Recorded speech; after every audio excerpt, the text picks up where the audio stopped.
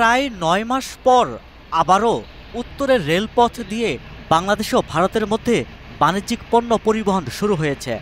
২০ ফেব্রুয়ারি পশ্চিমবঙ্গের উত্তর দিনাজপুর জেলার ভারত বাংলাদেশের রাধিকাপুর বিরল স্থল সীমান্ত হয়ে দুই দেশের মধ্যে পণ্যবাহী ট্রেন চলা শুরু হলো। গত জুলাইয়ে বাংলাদেশের রাজনৈতিক পরিস্থিতি উত্তপ্ত হয়ে উঠলে বন্ধ হয় যাত্রীবাহী পরিবহন।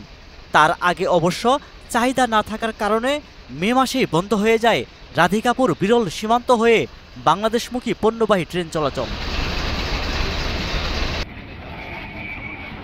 দীর্ঘ ৯ মাস পর পশ্চিমবঙ্গের উত্তরের সীমান্তে বুধবার দুপুরে রাধিকাপুর স্টেশন এসে পৌঁছায় ভারতের পণ্যবাহী ট্রেন। কাস্টমস সহ সরকারি সমস্ত নিয়ম মেনে ট্রেনের যাবতীয় নিরাপত্তাজনিত বিষয় খতিয়ে দেখে রেল ও বিএসএফের কর্মকর্তারা এরপরই বাংলাদেশের উদ্দেশ্যে যাত্রা শুরু করে পণ্যবাহী ট্রেনটি।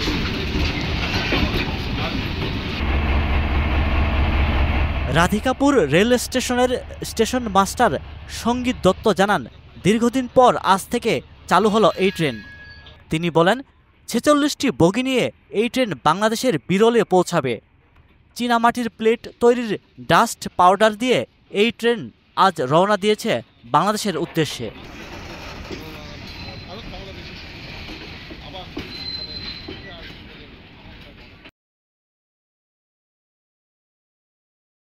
কোটি মানুষের আস্থার ভালোবাসায় ১১ বারের মতো দেশের ১ নম্বর রেফ্রিজারেটর ব্র্যান্ড ওয়ালটন।